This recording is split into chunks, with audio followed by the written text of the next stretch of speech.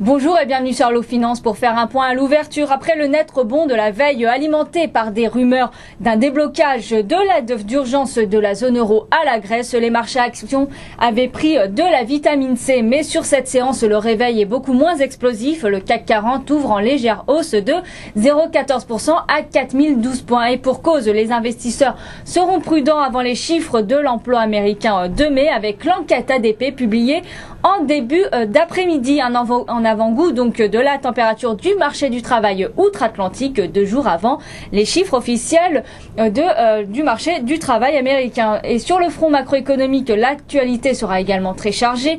Comme la veille, les investisseurs prendront connaissance à 10 heures de l'indice des directeurs d'achat dans le secteur manufacturier pour le mois de mai en zone euro. Et aux États-Unis, les marchés attendent donc l'enquête ADP sur l'emploi privé pour le mois de mai à 14h15. Les dépenses de construction pour le mois d'avril sont attendues à 16h, tout comme l'indice des directeurs d'achat dans le secteur manufacturier pour le mois de mai. Et à 8h, on a pris connaissance du taux de chômage en France qui a légèrement baissé au premier trimestre 2011 de 0,1% pour s'établir à 9,2% de la population active en métropole ou 9,7% si on comprend donc les départements d'outre-mer.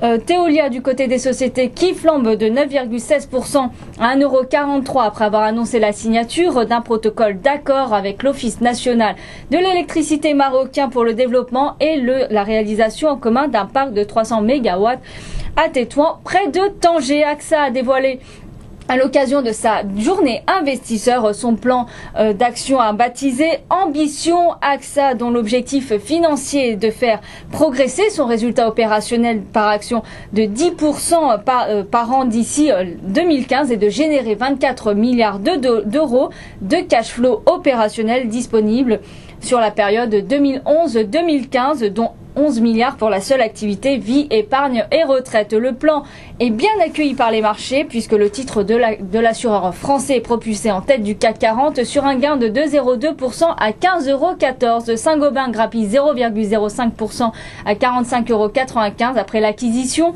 de l'activité de production de verre de Cesa, le Gralas Limited en Inde.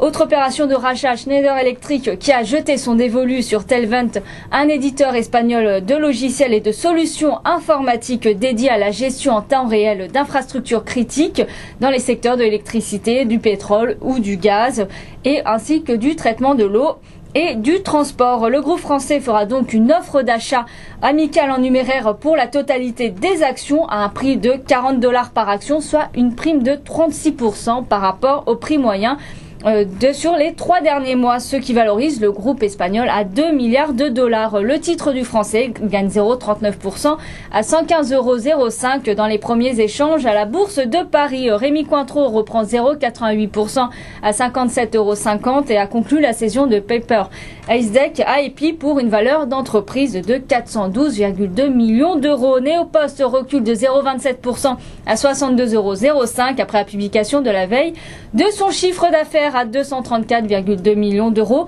en hausse de 3,2% sur son premier trimestre clos fin avril. Arkema a fait son entrée dans l'indice Next 20, l'antichambre du CAC 40, le 20 juin prochain, indiquait le conseil scientifique des indices de Nice Euronext. Paris, le groupe de chimie prendra donc la place de CNP Assurance. Le titre redonne 0,28% à 75,90 €. Sur le marché d'échange, l'euro gagne 0,28% à 1,4436 face au billet vert. Du côté des commodities, le baril de pétrole est hésitant.